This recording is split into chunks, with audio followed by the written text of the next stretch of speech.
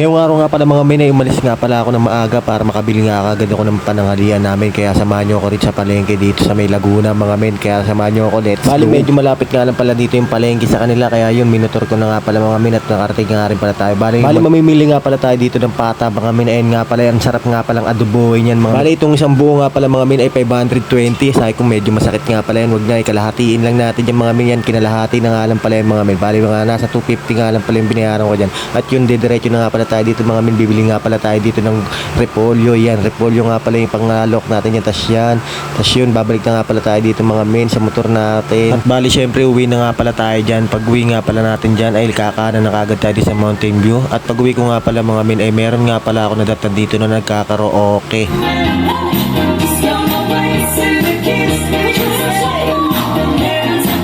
Baby hands up. Grabe, ang galing. At yun, umpisa na nga pala natin dito yung pagluluto natin. Maglagay na nga lang pala tayo dyan ng pressure washer. Ay, sorry, pressure cooker pala. Tapos yun, nilagay na nga pala natin yung sibuyas, bawang, kamatis. Ay, walang kamatis yung mga men. Ayun, yung daon ng laurel. Yan, tapos papakulin na natin yan. Lagyan natin ng pamintang buo. Yan, tapos sunod lagyan natin ng pampaalat na asin. Yan, lagyan natin yan dyan mga men. Tapos syempre, susunod na nga pala natin isa pa lang tablespoon ng asin. Tapos yun, lagyan na natin itong baboy, ay pata. Yan, mukhang masarap-sarap to mga men, lalo na pag adoboy mo sa papalambutin lang natin yung mga men yan. Tapos natin, isa-isa lang natin ilagay yan mga men. Tingnan man, tagal, di ba? Tapos yun, takpan na natin yan. Kailangan maayos yung pagtatakip natin dyan. Kailangan mahigpit, walang singaw.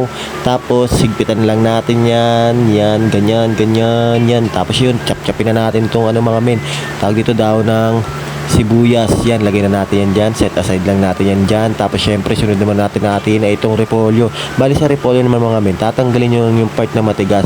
Ayan, yung triangle na yan. Matigas kasi yung mga men eh. Yan, tapos hatay-hatayin natin yan. Tapos ilalagay na nga natin yan dito sa may lagayan.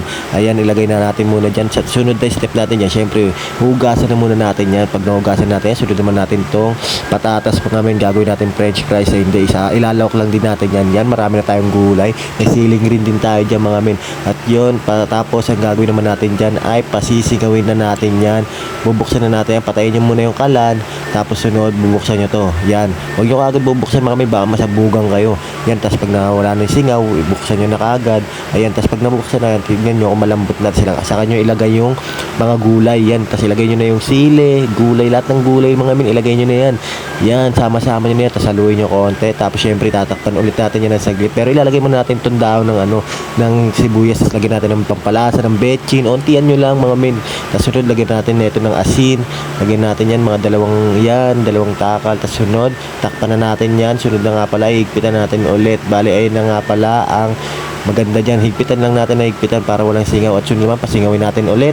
Tapos pag napasingaw na natin yan mga men, syempre, bubuksan na natin na ulit yan mga men. Tapos pag nabuksan na natin yan, ang magiging itsura nyan ay ganito na.